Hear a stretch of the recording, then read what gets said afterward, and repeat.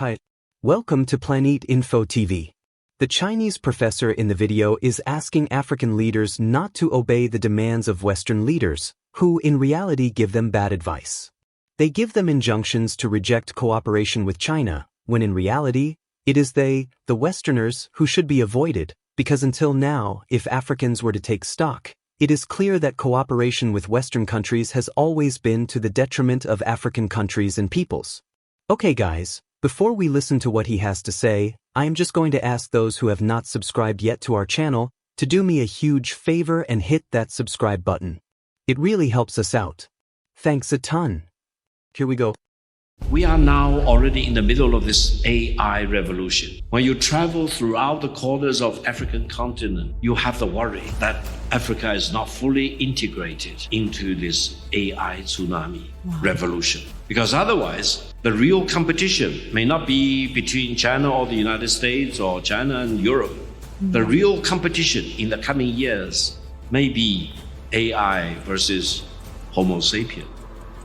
We need to be prepared, and we need to really speed up. This is a small extract from what Professor Justin Yifu had to say during his visit to Rwanda. He challenged Africa to rethink its role in the AI revolution, warned against false geopolitical choices, and offered insightful information on how Africa can truly develop. Let's watch the rest of the video. Africa needs to use your own brain power to make up your own judgment. In the world of today, you hear a lot of talks about whether Africa should be forced to make a choice between China versus the United States. I think that's the wrong choice. The real choice for Africa, as well as for the rest of mankind, is whether the United States is doing the right thing or is doing the wrong thing, or whether China is doing the right thing or doing the wrong thing. If the United States is doing the right thing, work with the United States. But if the United States is doing the wrong thing, why should you bother about working with the United States or following its leadership? Similarly, if China is doing the right thing, why don't you want to work with China? And, God forbid, if China is doing the wrong thing, why should you work with China? Don't be forced by any other country to make a choice which will not serve your fundamental interest. Now, when I traveled a little bit in Rwanda yesterday, in Kigali, let me tell you my real observation. I think Kigali is in better shape today compared with China back in 1978, when China started to reform and opening to the outside world, attracting FDI into China. The philosophical point I want to emphasize is that if China can do this in 46 years, Rwanda and Africa can do it in the coming 4 decades or so. Have faith in yourself. China is a success story which can be repeated by the great people here in Rwanda and the great people here in Africa. Now, another piece of advice. What is the foundation upon which security should be based, not only for Rwanda but for Africa? Security never exists in a vacuum. Security should be based on several things, which are the pillars. One is maintain stability at home. The other one is keep peace with your neighbors. And the third one, as Deng Xiaoping, for whom I had the great honor to work with before, development is the hard truth. Develop, develop, develop. In that context, whichever country which can really help you to achieve your development goal, he should be a friend. But don't be diverted. Don't be confused by some other country coming to you, say, no, let's put a premium on certain other things, or values, etc. And I do not want to build a bridge or a highway or a railway or a power station in your country. But if those countries which build these infrastructure projects in your country, they are not really meant good for you. No, that's not the truth. Decide with yourself. Use your own judgment as to which countries are really helping you to beef up infrastructure connectivity, your manufacturing capabilities, and in the African context in itself. Power generation. You need power. You need to generate power.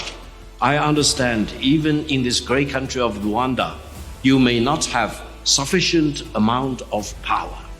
Focus on that. Get that done. That will provide a much better context whereby security for Rwanda, security for Africa as a continent will be better reinforced. African Union should really be more consolidated so that eventually, I hope personally, for all the Security Council meetings of the United Nations Security Council, there will always be a representative representing Africa. So it is not one of the 15 member states of the Security Council of the United Nations, but African voices need to be fully reflected in the proceedings. And consultation need to be made for African wisdom and leadership, etc. And great leaders in Africa, especially great leader like President Karami, for example, need to lead Africa and lead the African nation to project the African voices to the United Nations General Assembly on the one hand, and especially in the Security Council. Now, the other thing allow me to mention is that while we always talk about securities on the one hand versus development, but these two things are intimately integrated. They cannot be separated. And allow me to warn all of us.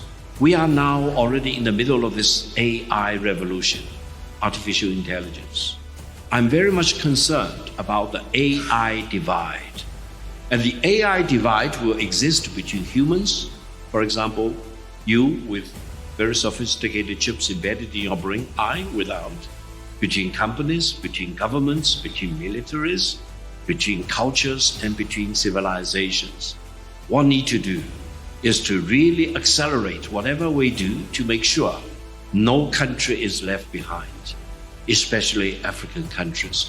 When you travel throughout the corners of African continent, you have the worry that Africa is not fully integrated into this AI tsunami, AI revolution. We need to speed up. We need to mobilize all resources.